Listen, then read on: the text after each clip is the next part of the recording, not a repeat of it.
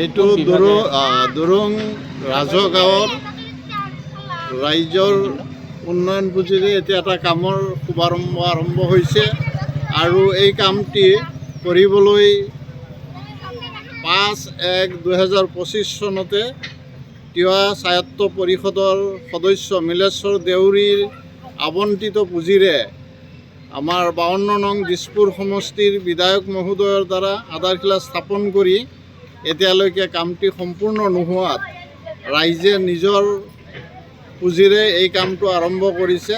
অৰ্থাৎ পূব ডিমৰীয়া গাঁও উন্নয়ন সমিতি বুলি এখন আমাৰ উন্নয়ন সমিতি আছে, তাৰ আবণ্টিত পুঁজিৰে এতিয়া ৰাইজে এই কামটো ৰাইজৰ সুবিধা হোৱাকৈ কৰি আছে। আৰু ইয়াত যথেষ্ট বুঢ়ো খেতি হয়, এইবাৰ শালি খেতিও হৈছে। ধানখিনি আনিবলৈ যথেষ্ট কষ্ট হৈছে, ট্ৰেক্টৰ বা গাড়ী লৈ পথাৰত যাব নোৱাৰে।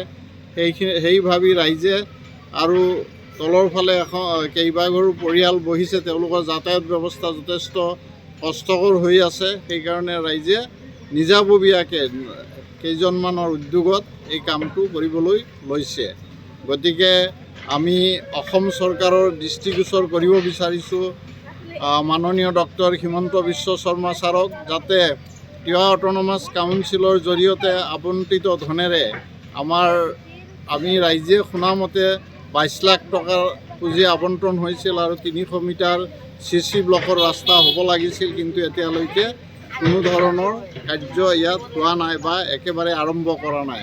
গতিকে ভৱিষ্যত যাতে আমাৰ এই ৰাস্তাটো অতি সোনকালে কাম আৰম্ভ কৰে তাকে আমি দৃষ্টিগোচৰ কৰিলোঁ। আৰু আমাৰ তিৱা স্বায়ত্ত পৰিষদৰ মুখ্য কাৰ্যবাহী বিষয়া জীৱন চন্দ্ৰ কোঁৱৰলৈ আমি ৰাইজৰ ফালৰ পৰা আবেদন কৰিছোঁ বা অনুৰোধ জনাইছোঁ যাতে এই কামটি অতি সোনকালে তেওঁ কৰাৰ কাৰণে নিৰ্দেশ দিয়ে।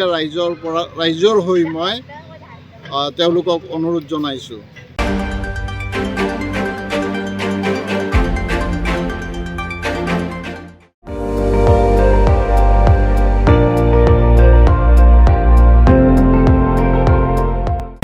আপুনি চাই আছে ND24, সৰ্বশ্ৰেষ্ঠ নহয় সৰ্বোত্তমৰ দৌৰত।